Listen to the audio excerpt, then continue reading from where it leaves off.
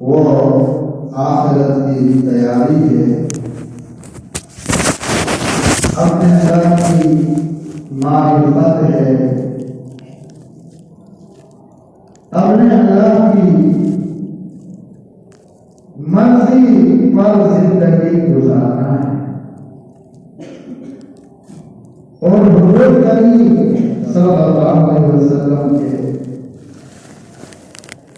तरीकों के मुताबिक जिंदगी गुजारना है। ये हमारा मकसूद है, ये हमारी एक मंजिल है। जैसे हुजूर करीम सल्लल्लाहु अलैहि वसल्लम ने फरमाया, कुल फिर दुनिया कहना का गरीब अवाब सली। फरमाया दुनिया में इंसान ए मुसलमान ऐसी जिंदगी गुजारो जैसे रास्ते पर चलने वाला एक मुसाफिर अपना वक्त गुजार देता है। यानी उसको ये यकीन है कि मैंने ये तो मेरा आरजी सफर है, या ठहरा हुआ हूं तो आरजी ठहरा हुआ, मेरा काम हो जाएगा, सफर खत्म हो जाएगा तो अपने असल मंजिल चला जाऊंगा, अपने घर चला जाऊंगा। हर मुसाफिर के दिल में यह ख्याल होता है। फरमाया इसी तरह दुनिया में हर इंसान के दिल में हर वक्त यह ख्याल होना चाहिए ये दुनिया मेरी असल मंजिल नहीं है, दुनिया मेरा असल मकसूद नहीं है, बल्कि कुछ देर के लिए वो जमाना भी कितना है। मुसाफिर को ये पता है कि कब वापस होंगे, कब घर पहुंचेंगे, लेकिन हम लोग आखिरत के मुसाफिर हैं, कब्र के मुसाफिर हैं, सफर में है मुसलसल, लेकिन हमें ये मालूम नहीं है कि हम कब्र में कब पहुंचे, कब्र में कब चले जाएंगे, किसी को मालूम नहीं। देखो हमारे दरमियान से उठ के जा रहे हैं, एक दिन पहले बंदा सही सालिम होता है, एक घंटे पहले एक बंदा सही सालिम होता है, लेकिन घंटे के बाद खबर आती है कि फला आदमी का इंतकाल,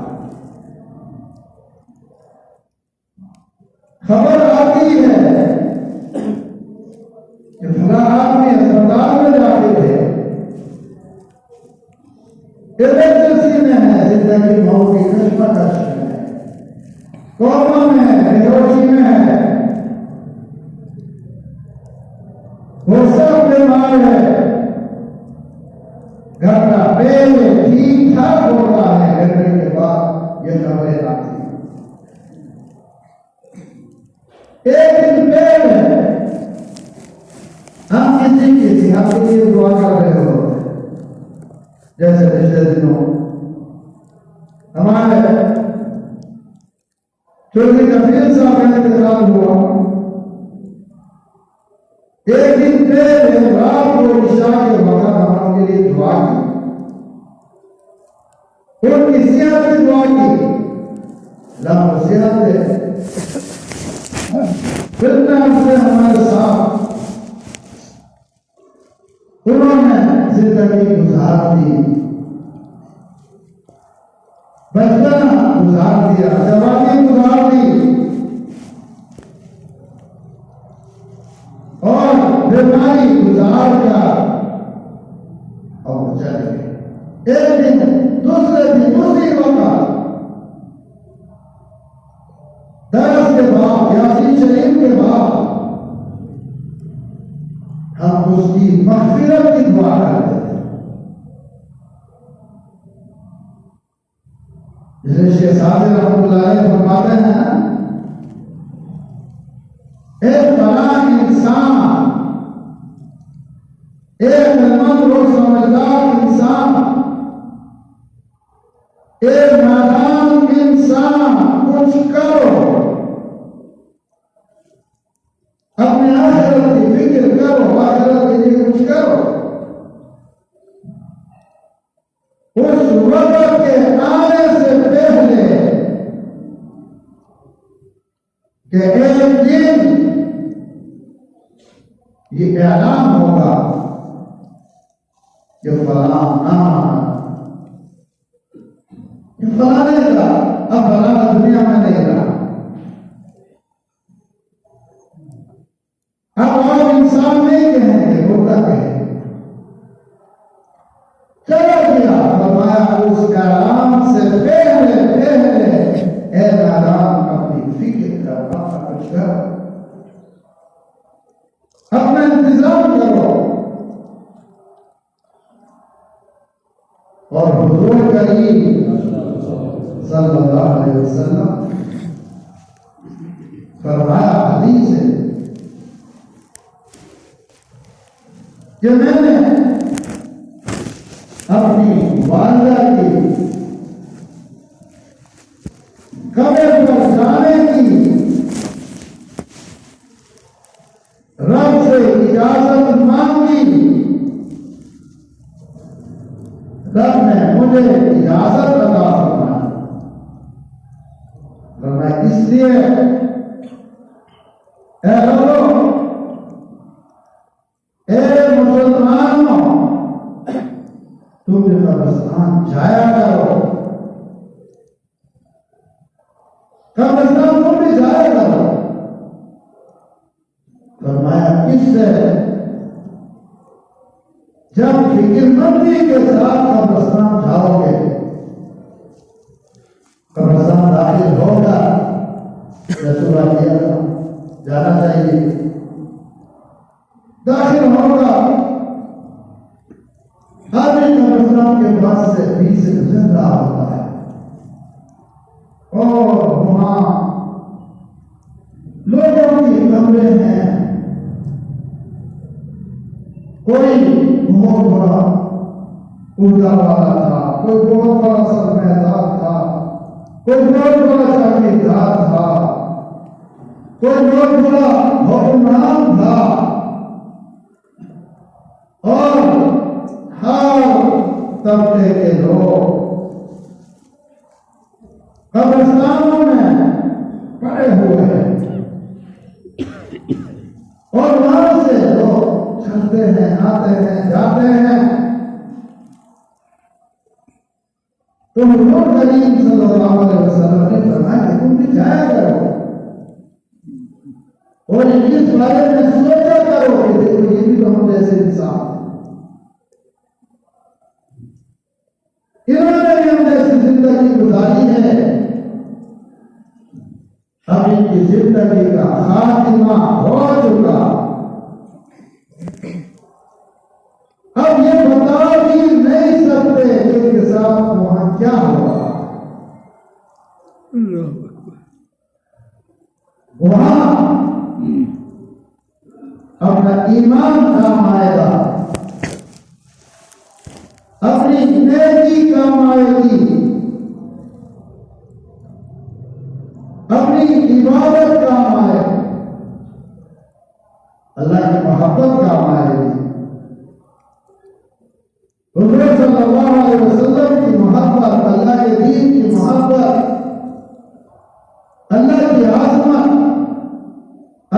शरीफ की आजमत, तकवा वहां काम आएगा। जैसे अल्लाह भी फरमाया कि कब्र एक अंधेरी जगह, कब्र एक अंधेरा घर है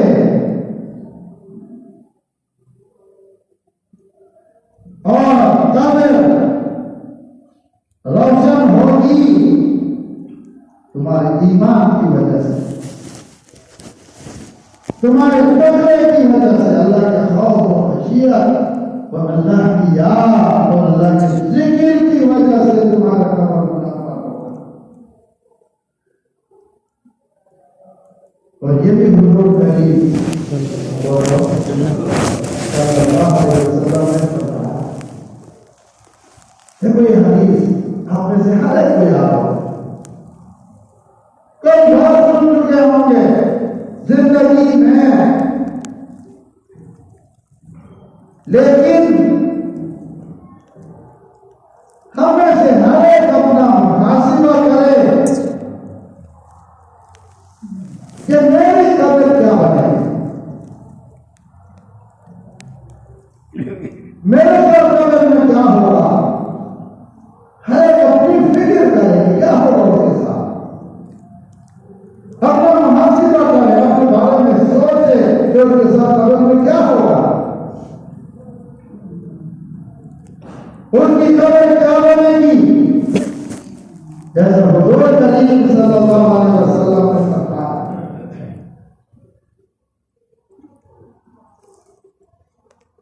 अल-कब्र रौज़तुन मिन रियाज़िल जन्नह औ हुफ़्रतुन मिन हुफ़रिन नार। फरमाया लोगों, कब्र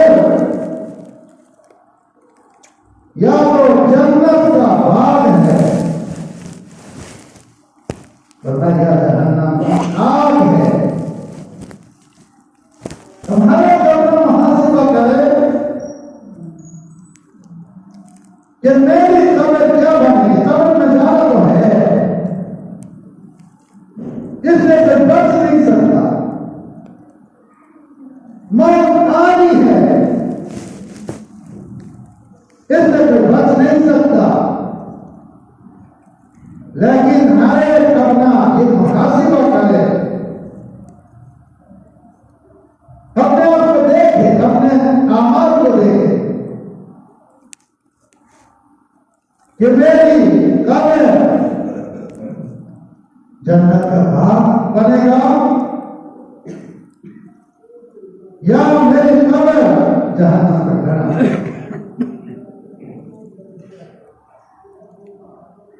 क्योंकि हुजूर करीम सल्लल्लाहु अलैहि वसल्लम ने वाज़ेह तौर पर बताया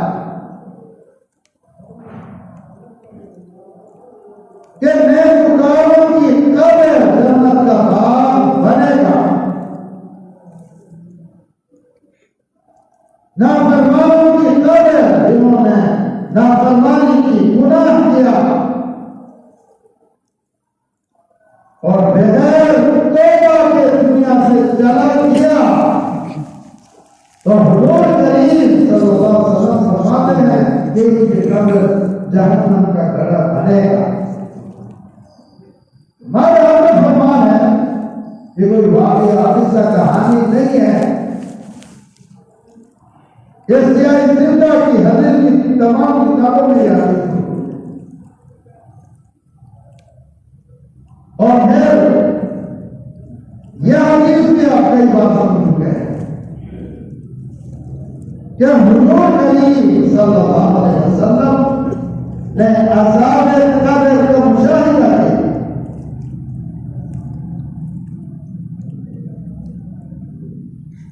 अज़ाब कब्र का मुशाहिदा किया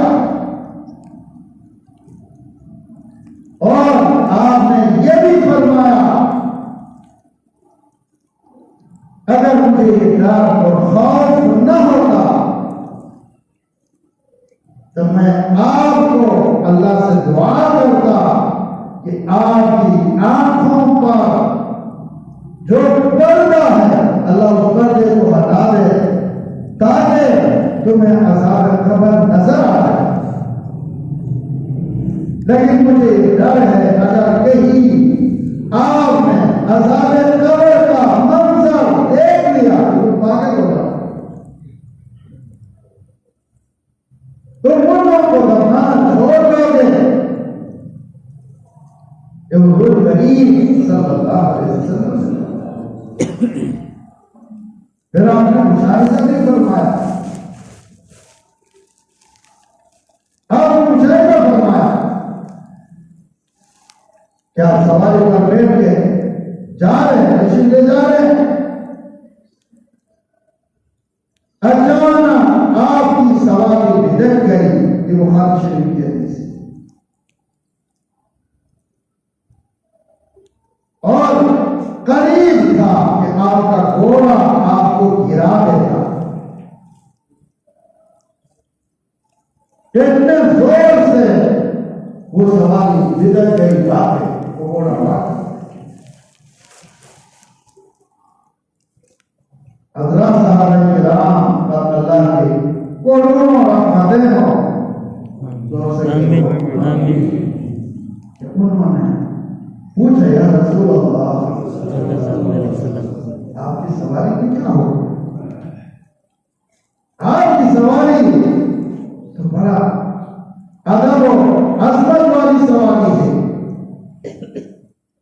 आपकी सवारी भी आपका एहतराम करता है, आपकी इज्जत करता है।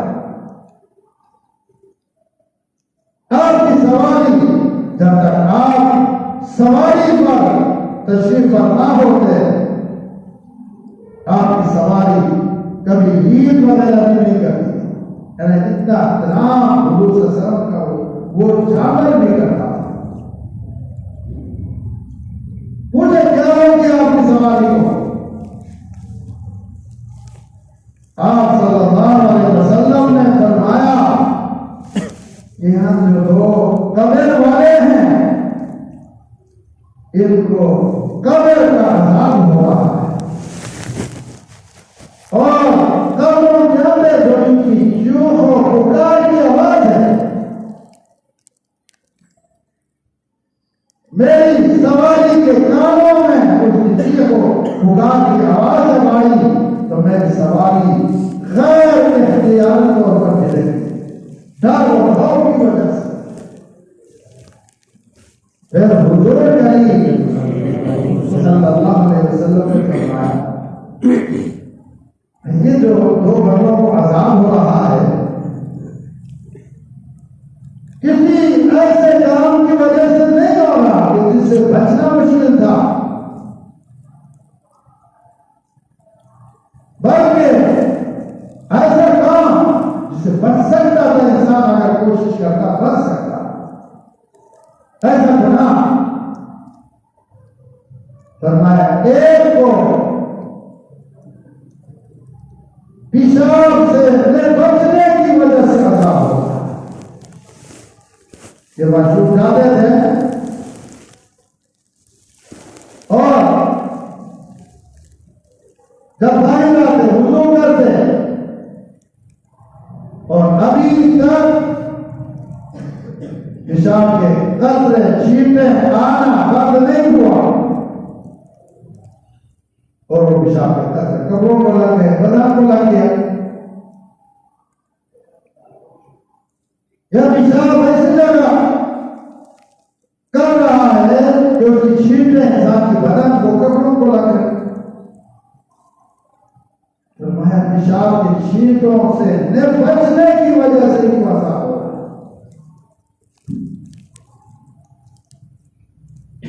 जब एक बात बताओ, आजकल अक्सर लोगों का वुज़ू नहीं होता, राजा होना अक्सर लोगों का वुज़ू नहीं होता। वो क्या करते हैं, वाशरूम में जाएंगे, 2 मिनट बाहर आएंगे, वुज़ू करके नमाज पढ़ेंगे। अब इस दिन सही हुआ नहीं हुआ, पेशाब के कतरे आना बंद हो गए नहीं हुए। अब किसी को इसको कोई देखता ही नहीं, इसको कोई नहीं देखता। हालांकि बारिश से इस्तेमाल करने के बाद टिश्यू से देखना चाहिए कि मेरा जिंदा ठीक हुआ कि नहीं हुआ, पेशाब के कतरे आने बंद हो गए, पेशाब कुछ हुआ कि नहीं हुआ, ये देखना चाहिए। क्योंकि मामला का बहुत साथ है और अगर पेशाब या कतरा कुछ नहीं हो, तैयार है, वुज़ू कर लिया, नमाज पढ़ ली, नमाज नहीं होगी, नमाज नहीं होगी क्योंकि एक तो कब्र नमाज हो गए, एक ये कतरा है कुछ पेशाब कुछ नहीं हुआ, कैसे वुज़ू होगा? जैसे हदीस में आता है, एक नेक आदमी था, उनको कब्र में रख दिया गया,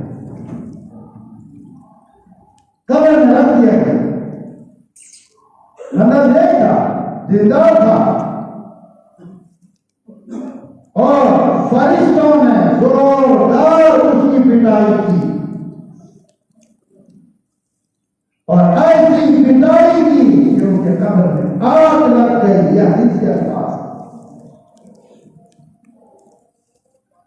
और वो बंदा चीख रहा है, मुझे क्यों सजा दे रहे हो? मैं तो नमाजी भी था, मैं तो हाजी भी था, मैं तो परहेजगार भी था, मेरे ज़िम्मे में तो कोई नमाज़ें भी नहीं, मेरे ज़िम्मे में किसी इंसान के हक भी नहीं है, मैंने अपने अल्लाह को कभी नाराज नहीं किया, फिर मेरे पिटाई क्यों कर रहे हो? हदीस में आता है, हदीस के अल्फाज है, फरिश्तों को कहेंगे सल्लैता यौम व अंता अला गैरि वुज़ू, एक तुमने बगैर वुज़ू के नमाज पढ़ी थी। जानबूझ के तो बगैर वुज़ू के कोई भी नहीं पढ़ेगा ना। अगर कोई बंदा जानबूझ उसको पता है कि मेरा वुज़ू नहीं है और फिर भी अगर वो नमाज पढ़ेगा, उसको पता है कि मेरा वुज़ू नहीं, फिर तो काफिर हो जाएगा। इसके गुज़श्ता सारे आवाज जाए हो जाएंगे, उसको नए सिरे से कलमा पढ़ के मुसलमान होना पड़ेगा, सारे आवाज जाए हो गए। लेकिन यहां तो उसको सजा हुई, उसको मालूम भी नहीं था कि मेरा वुज़ू है नहीं है, उसने नमाज पढ़ी, उसने समझा कि मेरा वुज़ू है, लेकिन उसका वुज़ू सही नहीं हुआ था, जिसकी वजह से उसको अज़ाब हुआ। हुज़ूर करीम सल्लल्लाहु अलैहि वसल्लम ने फरमाया, इस्तग़फ़िरू अनिल ज़ौल फ़इन्न आम्मतल अज़ाबल क़ब्रि मिन्हु। इसके जिंदा की अक्सर किताबों में यह हदीस मौजूद है। फरमाया, ए लोगों, पेशाब से, पेशाब के कतरों से अपने आप को बचाओ, क्योंकि उमूमन कब्र का अज़ाब पेशाब से न बचने की वजह से होता है।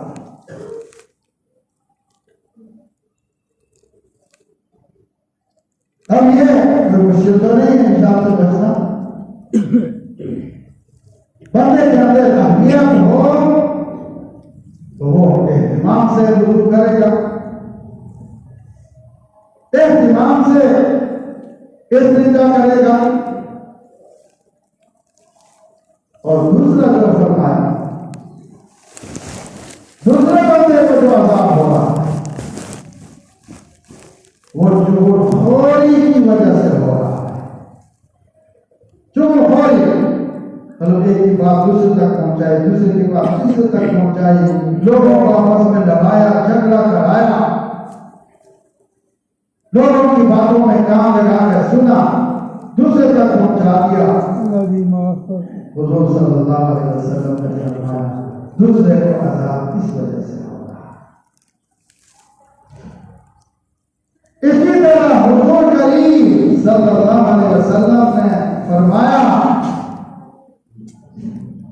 मेराज की रात को मुशाहिदा किया